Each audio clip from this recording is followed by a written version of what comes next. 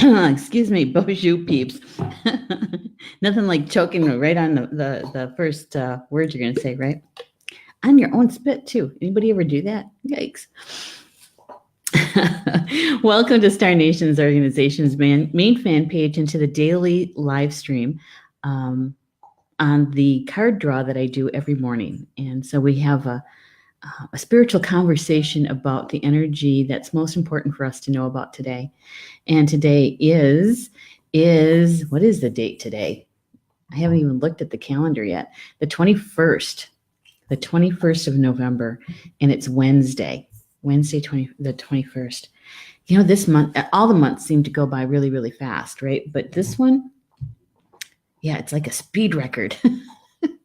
The land speeder. Hey, Julie Hill's with us. Good afternoon. And I'm using Be Live today. That's our partners at Be Live. We get to do some kind of cool things like show your comments up on the screen and that sort of thing. So yeah, I kind of made the decision to make our daily live stream just a little bit more formalized, just a little bit. Not much, by using Be Live, because there's going to come a time maybe that, I want to show you something, a picture or something like that, and it'll be really easy to do. And who knows? Maybe one of the other show hosts will want to come on with me one day and be a part of a live conversation with this, right? You never know. So, hey, Anne's with us too. Good to have you here, Anne. Yeah, good afternoon. It's a special afternoon, actually, Wednesday, for a few reasons. George is with me. He's usually at puppy daycare, but he's with me this afternoon. Hey, Rochelle. Rochelle's here, too. Good to have you in the house, Rochelle. And so right now he's chewing on one of his favorite bones, and he's under my chair. He's getting kind of big to be under there, actually. And so George is usually in puppy daycare on Wednesdays, but he's here with us this afternoon. And so we get to do something special today. The third Wednesday of every month is that we also have Nature Adventures live stream show with my co-host, Minnie Kansman, who happens to be one of my sisters, right? And our show is on right after this one. And so we moved it last month to Wednesday rather than Thursday, and so it just makes it so much more fun. But it also makes sure that I have to be done a few minutes earlier than the full hour, so I have time to maybe take George out if I need to, and to be able to get our show for Nature Adventures all prepped and ready to go, right? Because I produce it. So anyway, before we start the card information, I am going to take my phone and I am going to share out our live stream show here, card draw. Yeah. Anybody else notice that the internet being kind of wonky? I know it's Mercury retrograde, but it's wonky. I don't want to say too much about it because, don't want to encourage it. So I'm going to like it and I'm going to share. And I'm sharing it over to my newsfeed. If I can get there. There we go. And I'm just going to say, hi, friends. I'm live streaming. And please join me. There we go. We're going to post that one. It feels like I stuttered. Okay, and then we're gonna go over and share it to the two closed groups for Star Nations, the Radio Network and the Academy. And so I'm just going to let them know that I'm live streaming. It would be if you're so inclined, if you wouldn't mind helping us out a little bit with that and liking and sharing the broadcast. And I say this just about every day. So those people who are with us every day, the drill, right? And the reason why we ask you to help us with it is because we know that Facebook really likes it when we share and when we like a live stream or any post, really. And so it helps us to be in the newsfeed more often. And those people who might be searching for spiritual information, it's just easier for them to find us. So I'm live streaming right now. I'm going to ask the peeps to join. There we go. And then we'll make sure we get it over to the right groups here. And that's done. Done and done, as they say. All right. So there we go. Now, because I'm using BeLive TV, our partners, our third-party app, unless you actually say something in a comment, I don't actually see it in the studio. So even if you just say hi, then I'll know you're there. Otherwise, I have to keep looking at my phone to make sure that I don't miss anybody. Okay, that would be helpful too. Two. Let's see who's all here. Okay, we had Julie and Ann and Rochelle, and Stephanie's here too. Hey, Steph, good to have you in the house. Rochelle says she's back from the tundra. She was in the UP, Upper Peninsula of Michigan. Yeah, snowy and blowy up there, from what I could see from some of your posts. Stephanie, thank you, Stephanie. Stephanie is welcoming everybody to the fan page and to the show. And she's also saying many people are home, so the networks are swamped. Oh, that's true. Oh, very, very true. I didn't think about that.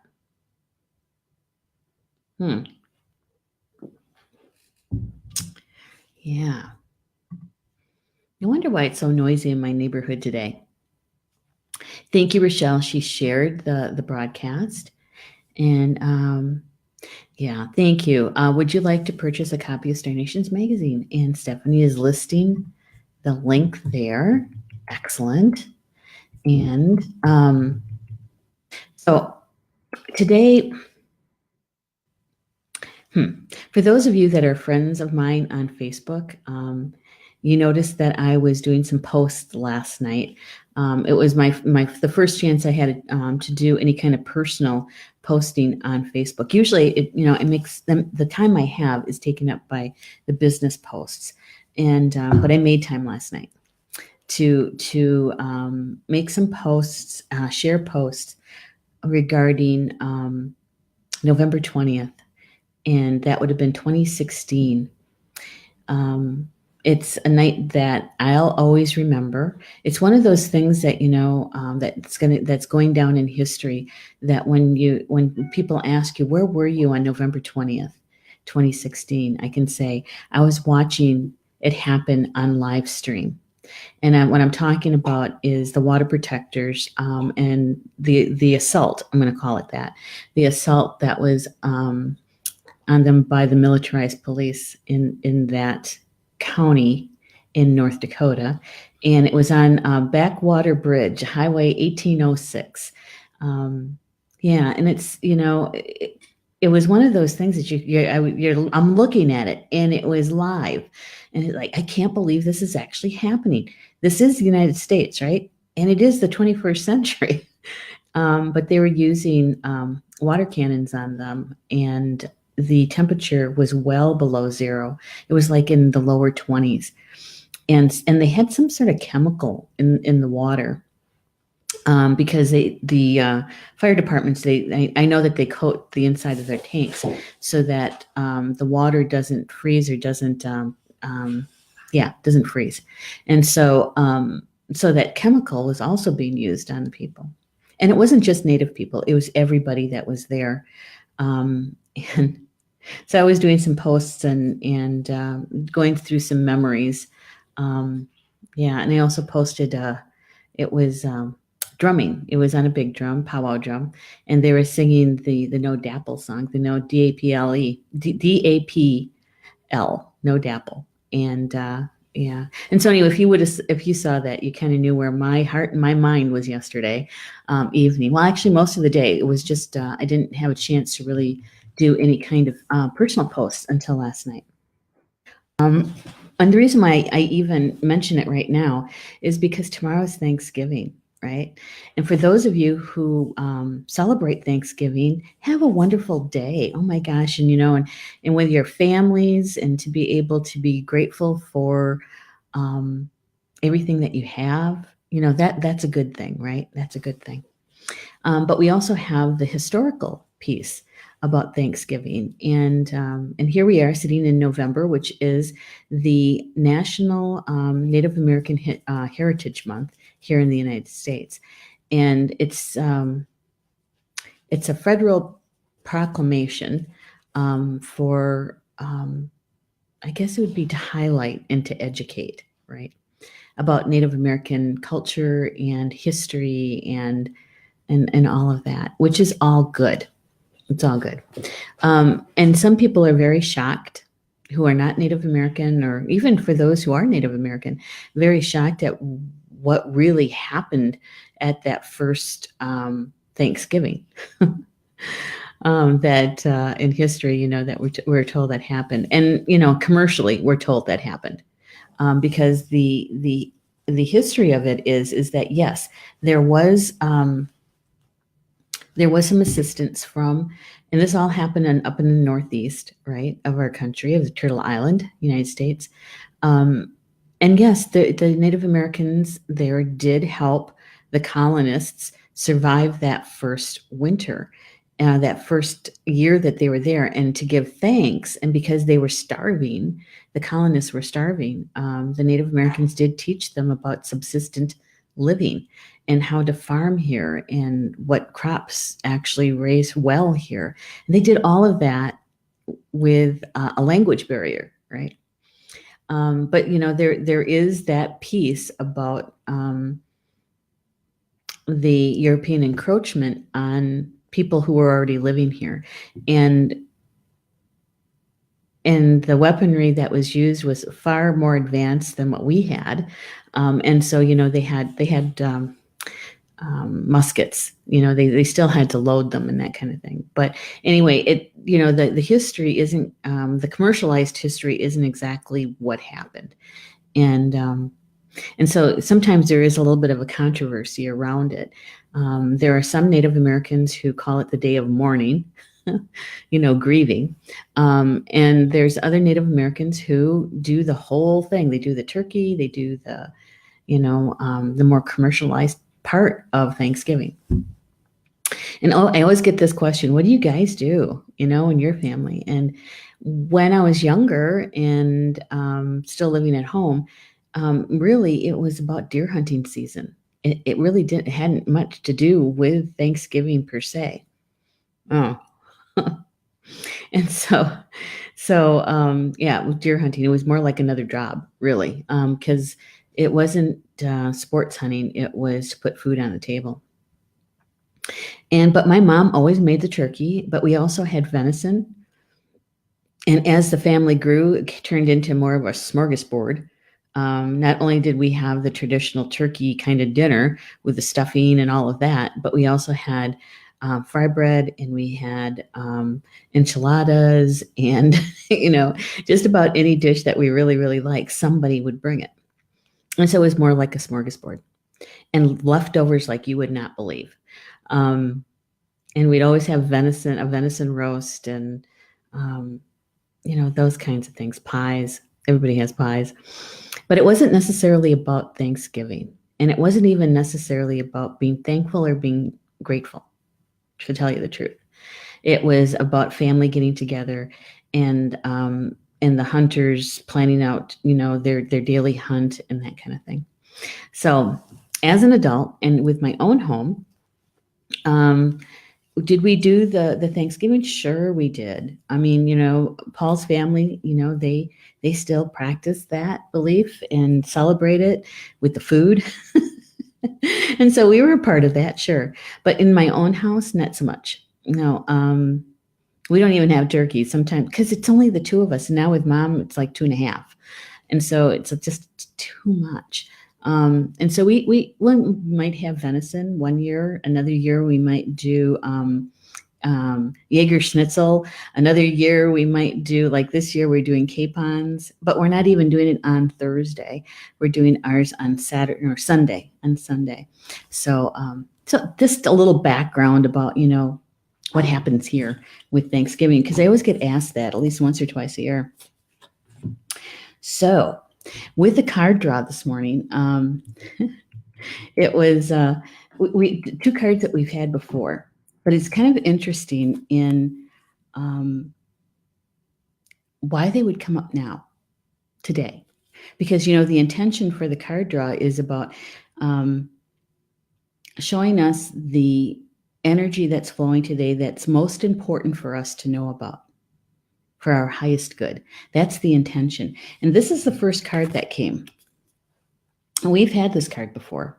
Arrow, surround yourself with a protective energy. Surround yourself with protective energy. And most of these cards are the artwork is like gorgeous on them, right? And even with this one, in its simplicity, I really like it a lot. I do.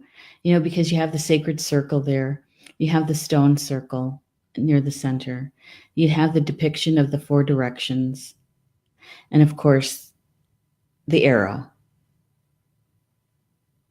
Yeah. Let's see, I was going to say, I don't know. I was looking at the this end of the arrow. And yes, there's the feather, the quill, the fleshing, I think that's what it's called, on an arrow. But there's something just above that, and I can't quite make that out, what that is. I'm not sure. It could be just part of the feather that's white, I think, maybe. And it kind of makes it look like I was going to call it an eagle feather, but that's not quite right either. But anyway, it's a feather down at the bottom. Okay. Yeah. All right. So what do we know about arrows, right? Well, especially this time of year. Here in Wisconsin, yes, it is the gun hunt for the deer season. But just before that and just after that is also the bow hunting season. And my brothers always bow hunted. All of them did. And within our culture, the way that we were raised, on my mom's side of the family, it would be the Ho-Chunk culture. The way that she grew up is that that if you had family members like brothers, uncles, they were the hunters. They're the ones that had the bows and the arrows, and they're the ones that did all the practicing and went out for the hunt. If you're a female, you could go to the hunt, but you weren't going to be using a bow. You'd probably be helping with, pushing the deer in one direction or another, walking through the woods, basically. But even that, you'd probably be home. And so when I was a kid, and I have 4 brothers, they all had their own bows and they would practice and they would go out for their hunt every year. But I was never asked to even participate, And there was a time, I must have been, I don't know, in my 20s or so, I was thinking, this would be kind of good. 'Cause I was married and my husband bow hunted. And so I would be asking him, show me how to do this. How do I do this? And I didn't realize how hard it is to be a bow hunter. You really have to have good arm muscles and upper body strength to do that. Of course, what my brothers were using years ago would have been, they'd be considered long bows, I guess. They weren't compound bows or anything like that. And so, but with the compound bows, it's much easier. It's much easier to pull the string, much easier to hold it while you're trying to get your target. But with the arrow, how when you fire an arrow, it literally goes where you point it. That it's not going. It gets carried by the wind a little bit, so you have to be careful of the wind gusts and that sort of thing. But straight as an arrow. That's an old saying, isn't it? Straight as an arrow. And so in the old days, and especially with the ancient ones, bow and bow hunting was really for food. It was really for about subsistence and also protection. Yeah, straight as an arrow. Hmm. And I'm a Sagittarian, right? And so it's also the archer, the symbol of the archer. Yeah, and there's something about the arrow being truthful, that it hits the target, right? Uh-huh. And yeah, target practice. I've got tea today. What do you guys have? I have tea today. Hot tea. Good. Yum. All right, so we're going to be doing about the arrow. Let's check to see the what the author of the deck of cards that we're using, it says about the arrow. And here's the deck. It's called Angels and Ancestors, Oracle Cards by Kyle Gray. And the artwork is by Lily Moses, right? There we go. I want to interview that artist, Lily Moses. She's from New Zealand. So I'm going to try to see if I can get her on one of the shows to interview her. Stephanie says, water, as usual. Yeah. A lot of times I do have water, but most of the time for the live stream show, I usually have either tea or coffee. When we were doing the morning live stream, it was normally coffee. I'd save my cup of coffee for to have it with you guys. All right, so here is what Kyle has to say. He says, surround yourself with protective energy. Surround yourself with positive people and experiences and environments that make you feel safe. Call on your angels and guides and ancestors to bring you protection. So I think one of the times that we had this card, I actually helped those people who may not have had a technique or method, right?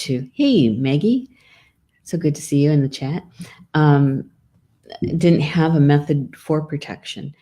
And it's the one that I used to use a long time ago, where you have those on your personal spiritual teams that help you with protection to create a circle around you, and literally shoulder to shoulder, linking arms and facing outward so that they could see what was coming, right? And then to actually ask one of your highest guides, vibrational guides, to be the bouncer for you, so that even if the energy comes through, then there's a second line, which is the bouncer that can check it for you, right? And if it's not meant for your highest good, they get escorted out. And so it really is important, especially as energy workers and light workers, that you have a way to protect yourself energetically. For lots of reasons. Very seldom these days is it very nefarious people out there that's trying to do you harm energetically, spiritually. There are some, I'm not going to lie to you, there are some, but there's not that many. The ones that you have to be the most careful about are the people who really don't understand what they're doing, with their thoughts, right? And wishing you ill, that kind of thing. Yeah. If we lived probably like in South America, some places in Asia, where they still practice what we call bad medicine, yeah, then it would be life and death kind of situations. But here in the United States, it's not quite that way. There are some people who do practice that, but not as many as there used to be. Let's put it that way. Because some of that information is really it's dying out. It's not being used in the way that it had been. Because really, energy is just energy. It's what we do with it that makes it good or bad, right? It's what we do with it. And so, and it's always good to be protected, because especially when you're out and about, because I think they just saw Maggie say something about holidays. Yeah, the holiday is a zoo. And so you have a lot of people's energy when they're rushing around and trying to get things done, and you can feel it when you walk into the store, that it's just kind of like, I call it ricocheting, you know? Um, and if you don't have your shields up, if you're not grounded and you don't have your shields up, your protection up, especially as an empath, it can affect you. It can affect you. You can come home and you're exhausted because it's like being dunked into a tank of fetid water, really, you know? Um, and so you really need to have your protection up. And depending on the protection method that you use, it's only good for about 12 hours, depending on what you ingest. Okay. So if you're eating things that have a lot of chemicals in them, preservatives, it's not really healthy for you. And so your body has to work overtime um, to get rid of it. Right. And so your energy is going toward that. If you're ingesting a lot of alcohol, your body its energy is going to, because you get to the point that it's toxic. And so your body has to try to get rid of it, right? To release it. And so your energetic field, your protection field kind of ends up looking like Swiss cheese a little bit. And so it's not as strong as it could be. And so what you want to do is to do your protection, whatever it is that you do, the method that you use is to do it twice a day, once in the morning and once at night. Usually it's good to do it just before you go to bed, so that you're protected throughout the night. Mm-hmm. Yeah. Protection. All right. So here's what else Kyle has to say. He says, arrows have been long revered as symbols of protection, as many Native people would use the bow and arrow as a weapon of defense. When an arrow appears in meditation or dreams or in an oracle reading, it's a sign you need to protect yourself and what's important to you, because not everyone has the same intentions as you do.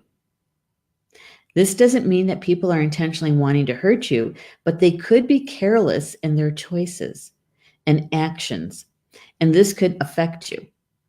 There are energies around you that could lower your vibration, and it's important you become aware of them and aren't brought down by them. And so really it's about being consciously aware, right? Because we don't want to live our lives out of fear, because that's no fun. That's no fun at all. So when you have you're consciously putting your protection up, you can kind of relax about having to be vigilant about certain energies, because you are being protected, right? Yeah. It depends on the direction of the arrow. That's true. It's true. If you're referring to that the arrow that you're actually firing it at yourself, is that what you mean, Maggie? That's that negative self-talk. Yeah, even with the protection that you put up, even though you're consciously aware of energy coming into you, your higher self and your teachers and those that you have, I was going to call it job descriptions, to help you with your soul contract, right? They're there to help us to make sure that we don't do that negative self-talk, that we actually get it shown to us, or those signs and synchronicities, right? Because we can feel it. We can feel it, especially when we talk really badly about ourselves.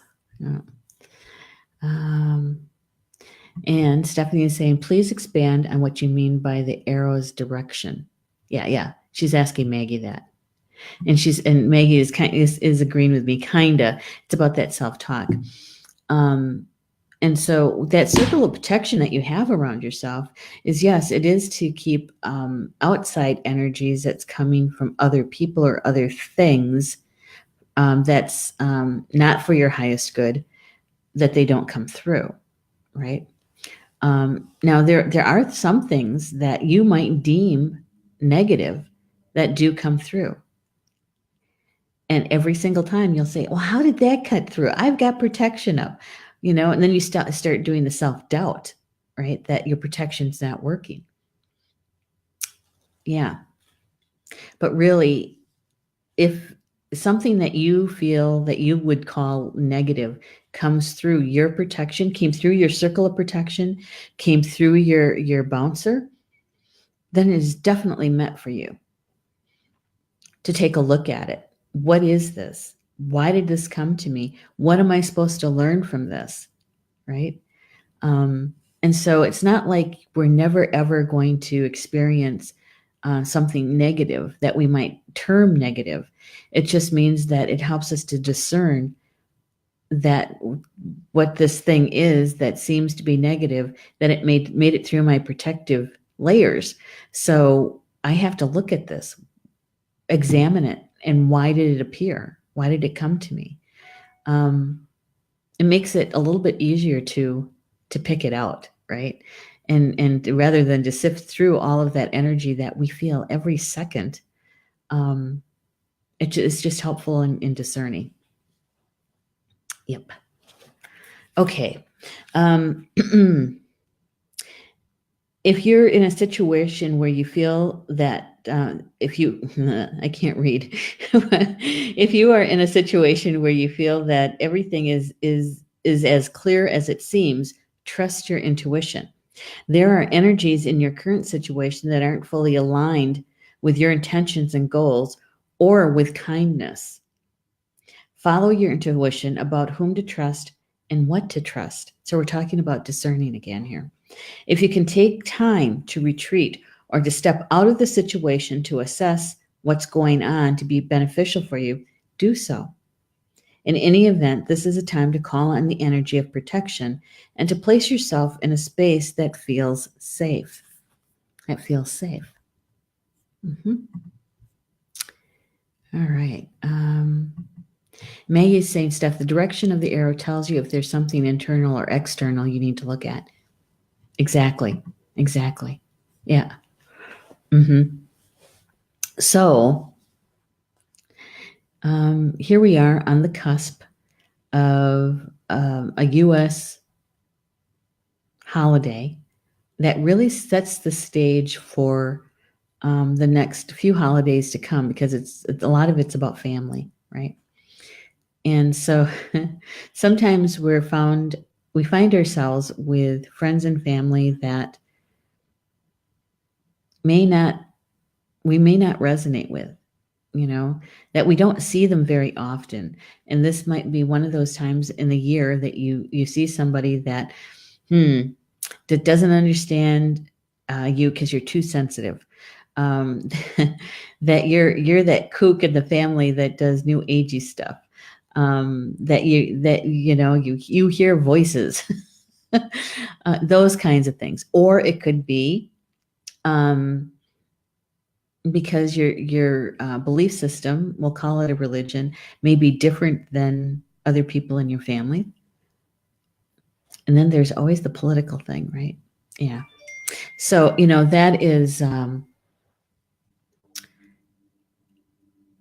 that's all about our soul growth too, believe it or not. Because we can either we discern on when to say and how to say something, or we discern that, you know what, it's better that I don't say anything. I'm going to take a break, a pause. I'm going to go play a game with the kids or take a walk around the block, or, I volunteer. You don't have to do this, but I volunteer a lot to do the dishes, because most people don't want to be in the kitchen. They don't want to be a part of the cleanup. And so the people that are in the kitchen for the cleanup usually are the people who kind of lean toward being of service to others. And so we end up with people in the kitchen that we're laughing and we're talking about things in common, right? And so find a way to be able to do that. But more importantly, have your shields up, have your protection up. And that way you can relax. You can just relax and know that your spiritual team is there with you and protecting you, right? Yeah. The arrow. Now, the second card that came, which these two kind of go hand in hand, is Guardian Angel. You're not alone. I just love that color blue. And it has the Merkaba in the back, the star tetrahedron. It has the sun and the moon and the all-seeing eye. Yeah, that white feather. Yeah, a lot of people find feathers a lot, don't they? Yeah, it's definitely a sign or a symbol about, that maybe an ancestor or definitely angels, right, with the feathers. Clan of the bird tribe. Yeah, that white feather too. Yeah, exactly, Maggie. Exactly. Um, you know, Eagle feathers. We talked about those yesterday. Um, the plumes, they're usually white on an eagle feather, on an eagle, I should say. And the plumes actually come from like the underbody of the eagle. And so many times you'll see women, especially Osheti Sokoi women, the Great Sioux Nation, they'll have that tied in their hair. They were gifted that. And it's about purity and innocence, and kindness. Yeah. Yeah. Pure of heart and truth. Exactly. Exactly. All right. So we're going to look up the guardian and guardian angel.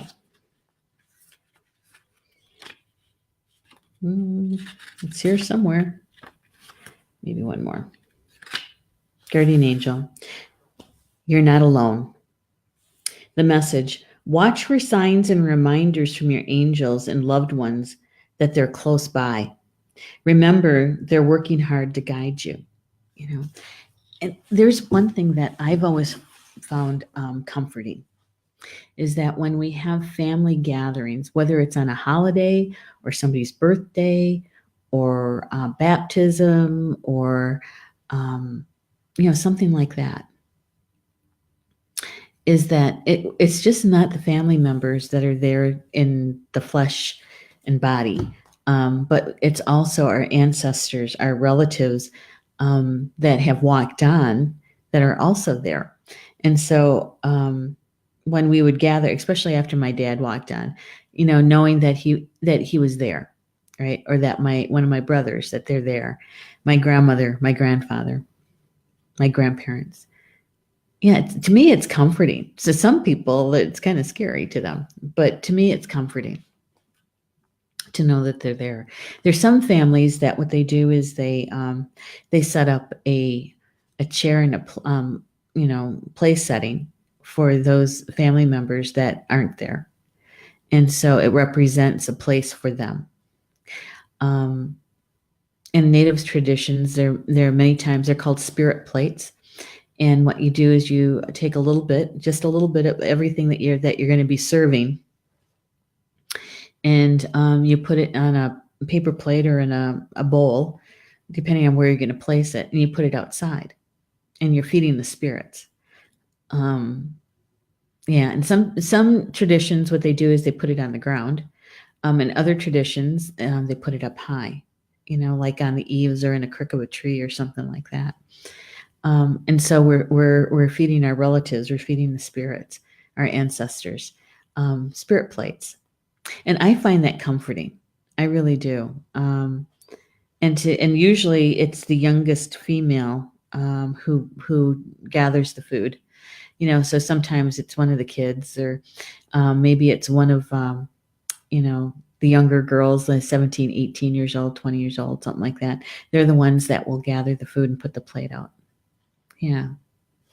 That's because it goes along with the good heart and the innocence, right? hmm Maggie saying when dealing with a person with when dealing with a person should be specific on the sign that they're needing the way they know it's for them. That's true. And technically, and usually speaking, is that if you see something and you think, oh my gosh, look at that, and usually it's the first person that goes to your mind that has crossed over, right? Um, and many times it's a sign or a symbol that meant something to the person that crossed over. And so for an instance, a good friend of mine, whenever she sees a dime on the floor, on the ground, she thinks of her dad and knows it's from him. And there's the other one is pennies from heaven, right? I also have another friend that has cardinal. When a cardinal comes around, they think of their mom, right? Um, yeah, those kinds of things. And so, yes, it's very unique and very personal. Um, and sometimes it's not necessarily even a white feather. It's, like I said, the dime, or sometimes it's a scent, an aroma, um, pipe tobacco for me and my grandfather, my Misho.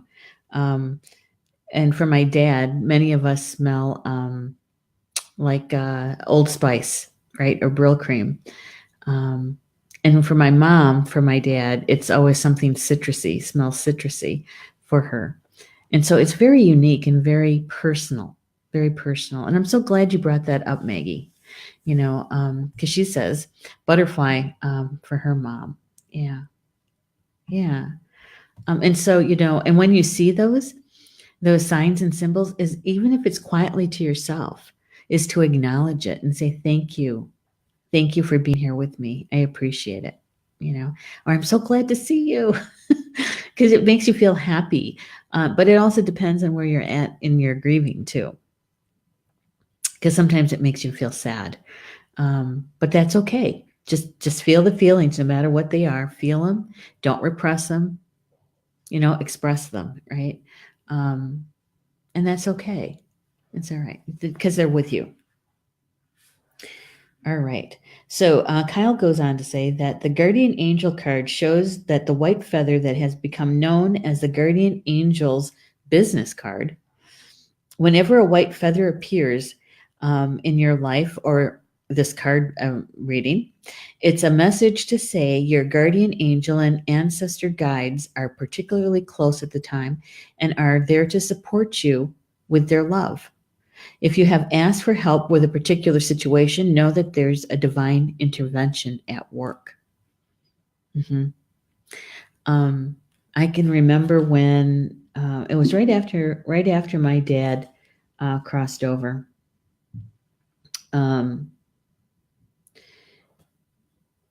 I was sitting in the living room, in my living room, and looking out the living room windows, right? And I don't even think he crossed over yet. I think it was like within that week or so. And you know how hard that time is, because you're waiting and you know that something's shifting, that it's soon. And I was sitting in the living room and I was feeling down. I was feeling a little lost. And even thinking about it, I kind of feel reclept.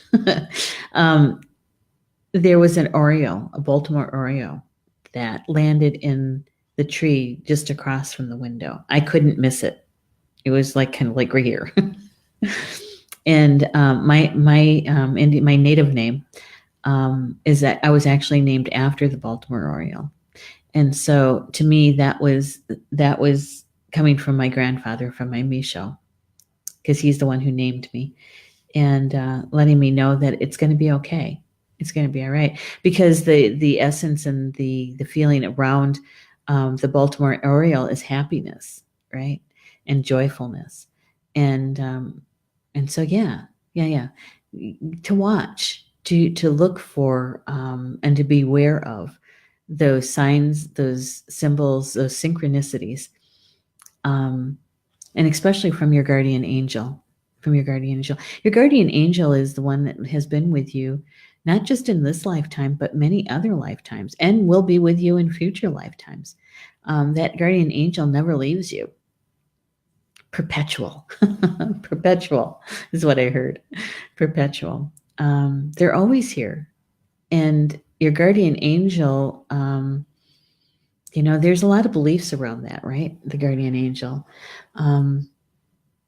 My dad really, really believed in his guardian angel. He knows. He says, "I know for a fact that my angel was with me throughout World War II. That there were many times I shouldn't have been here. I shouldn't have made it through, and I did."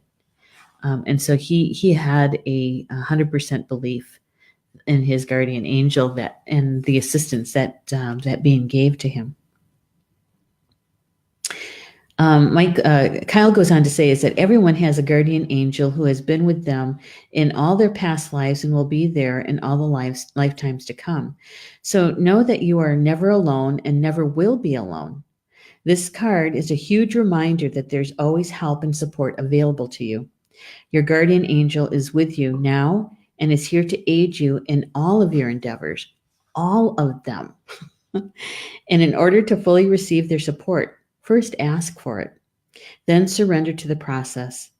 Know whatever unfolds will be there for your highest good. Isn't that comforting? I find it so comforting. And even that we're heading into that holiday season, right? And that and sometimes it's difficult. So call on your guardian angel, right? Because they're a part of your spiritual team.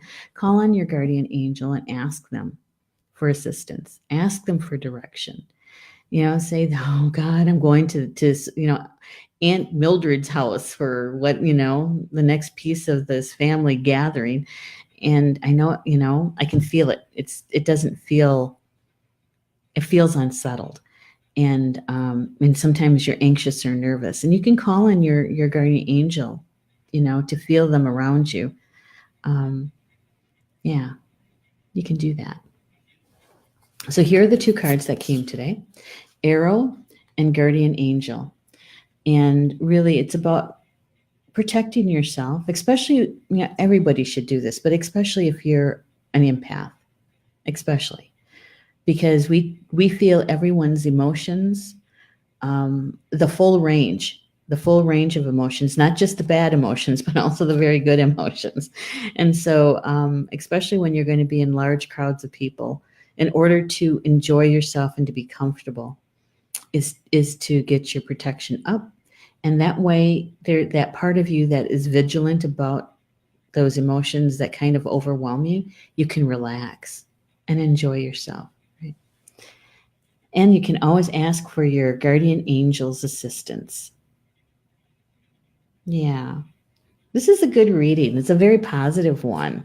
The energy that we were shown today, because we can help ourselves, yes, by putting our protection up, but we also have our guardian angel there for their assistance as well.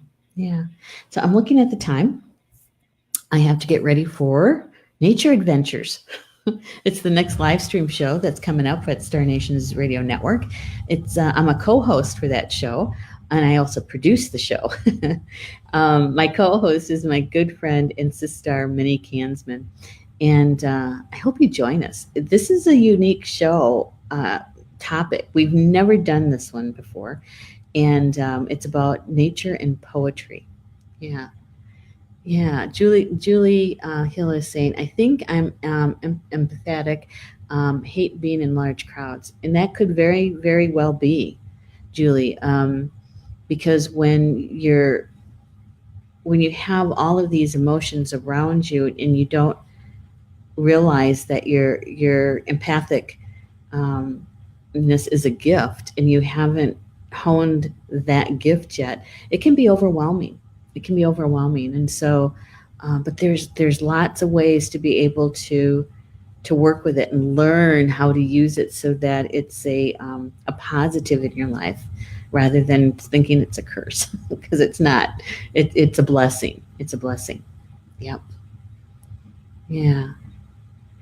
Maggie's saying cool, and May say I can't make that one. Wish I could. Oh, there's always the archive. There always the recording shows. So if you ever have a chance to be able to listen to the video recording of that, that's why we have them, because sometimes we can't make each other's shows either, and because listen, I missed Polly Joe's show on Tuesday morning, and so I could go back and watch the recorded video.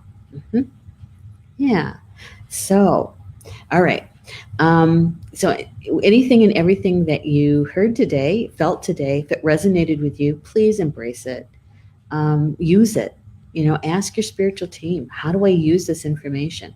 Show me how the best way that I can do this, and they'll help you. If it didn't resonate with you, that's okay. Don't have to pick it up. You can just let it lie. And maybe you're a messenger. You can send the link of the recorded show to somebody that you know that may be interested, right? Yeah. So enjoy the rest of your day, your rest of Wednesday. And oh, by the way, I am going to take tomorrow off, Thursday and also Friday, because Paul's off on Friday. We're going to go do something fun, I think, and take George with us. We haven't done that in a long time. And so I'll be back on Saturday for our daily live stream chat and conversation about the card draw, okay? So enjoy your holiday, and I'll see you on Saturday afternoon at 3 p.m. Eastern. All right. I got to run. I got another show to do. Love you guys. Bama Mina until we see each other again.